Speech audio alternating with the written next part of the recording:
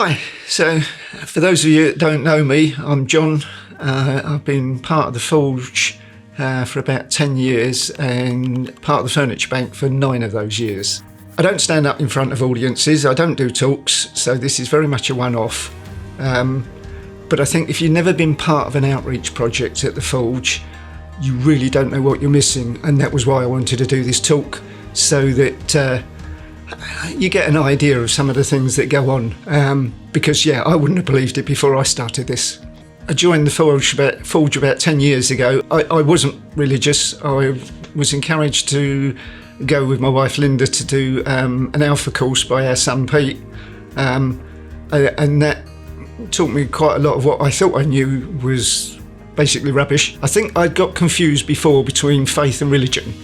And I decided I wanted to find out a bit more about faith, because my experiences of church as a child were that congregations would say one thing but actually do another. And for me, I've always been a person who believes in actions speak louder than words. And I didn't have a lot of time for those kind of people. Consequently, for 40 plus years, I hadn't been to church. In 2013, I was coming up for retirement. Wasn't quite sure what I wanted to do. I like to be active in one way or another. And again, Pete sort of said, well, I know you like working with wood and that. We have a furniture bank. I'm sure that on occasions some of the furniture given needs a bit of a facelift. Perhaps you'd like to volunteer and help with the furniture bank. And I thought, well, yeah, sounds like a good idea. I'm suddenly going to have a massive amount of free time. It would be nice to have a certain amount of focus to that. So I went and saw John Havers. John was an amazing teacher. He set the furniture bank up, and he said to us after a while, do you want to come out and do some of the deliveries with us? He was just so calm and unflustered, had an amazing manner with people who clearly had a lifestyle that was unlike his own.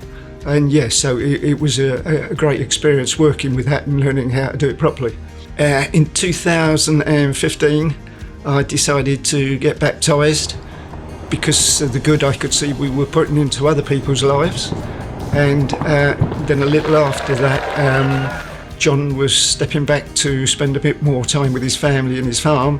And so I felt I could take over the furniture bank, or I had the confidence by that stage to do it. I wanted it to carry on in the vein that it had been run. That is to say, we're not just picking up second-hand furniture and passing it on, we are actually improving it and giving away something of value, because in doing that, you're giving hope to people that are in need.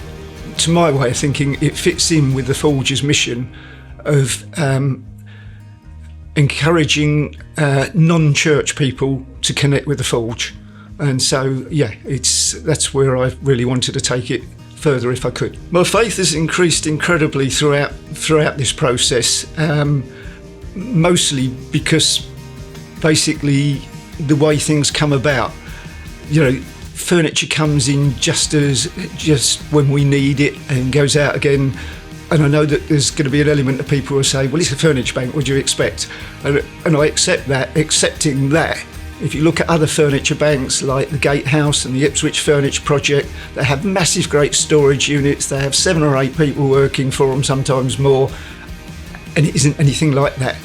I think the most we've had working on the furniture bank at any time has been sort of, if you like, one virtually full-time person and maybe 2 or 3 others that step in on odd days. We have a small amount of storage, a couple of 40-foot containers and a purpose-built room for beds in a barn at Athlington. A lot of the furniture that we actually collect and deliver never actually goes into any of those storage. It is about getting the stuff in and getting it out to people as quickly as possible. And that said, we don't have huge waiting lists for things either. It's not like, it goes out straight away because we've got a waiting list. It just seems that what we need comes in when we need it. At this point, I think you kind of have to ask yourself one question. What do you regard as a miracle? Because if you think, well, a miracle is just the sort of thing that Jesus did where he come and heal somebody, then, we don't do that. we're a furniture bank at the end of the day. But if you actually consider the dictionary definition of a miracle, I think it's described as something that the laws of science and probability can't explain.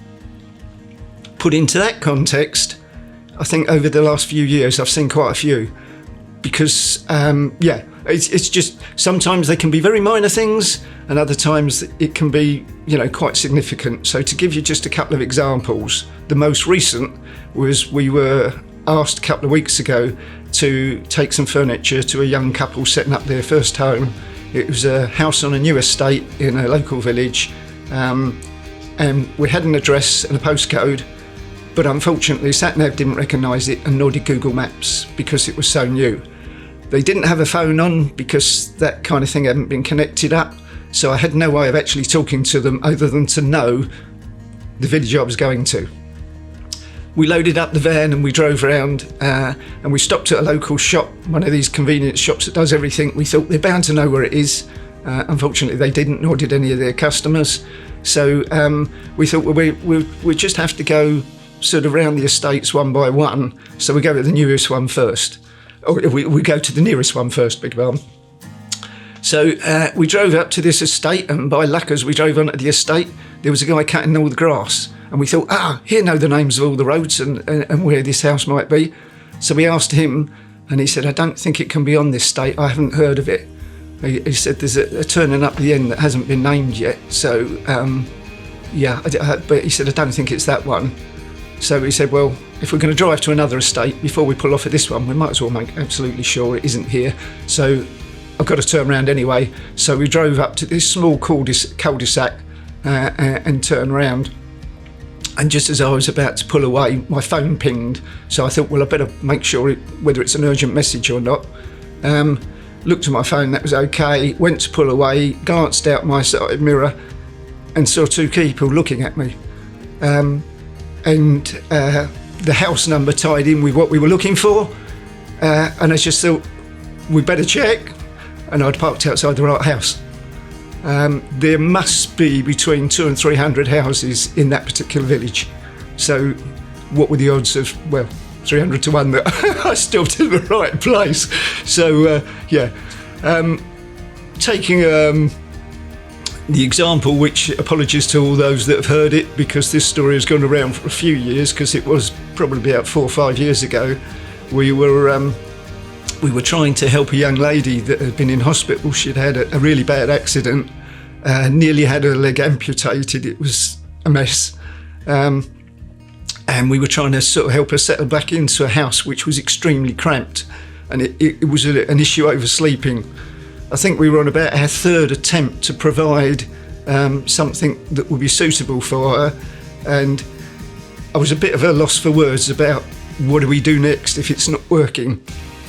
And I just kind of made a joke of it because I didn't know what else to do, and I just sort of said, look, if somebody rings me up with a hospital bed, you'll be the first to know. About 36 hours later, I get a call from a guy who's got a profile bed and he wants to donate it.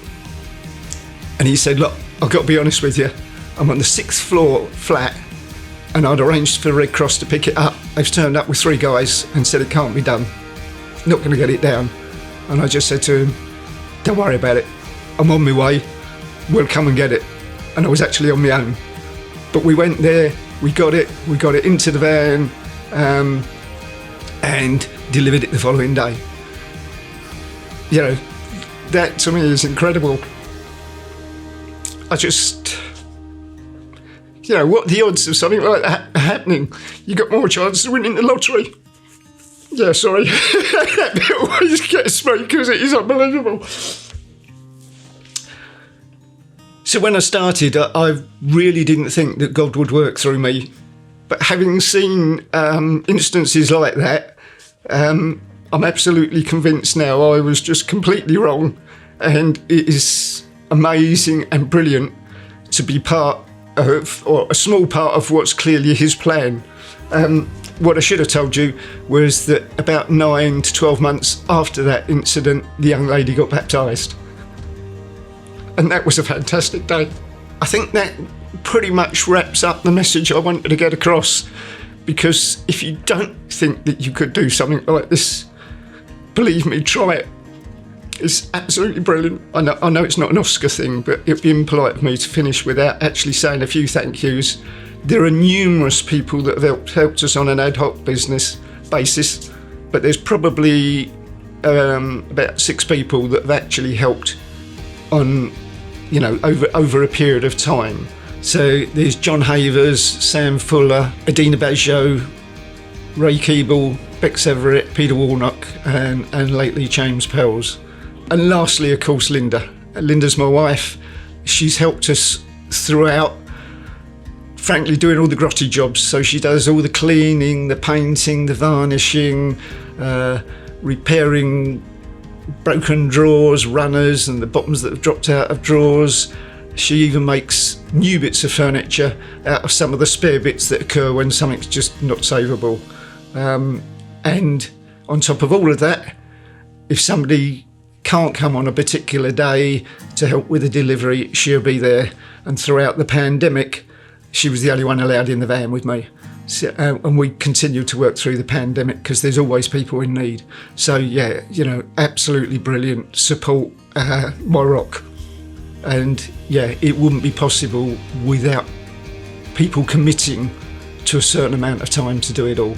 And I want to thank those people for being part of it and just help making it possible. I'm glad to have shared this with you. I hope it gives you an inkling that it's really something you've got to try.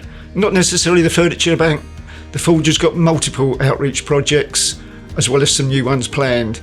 Do get involved. It's really, really, really worth it. Thank you.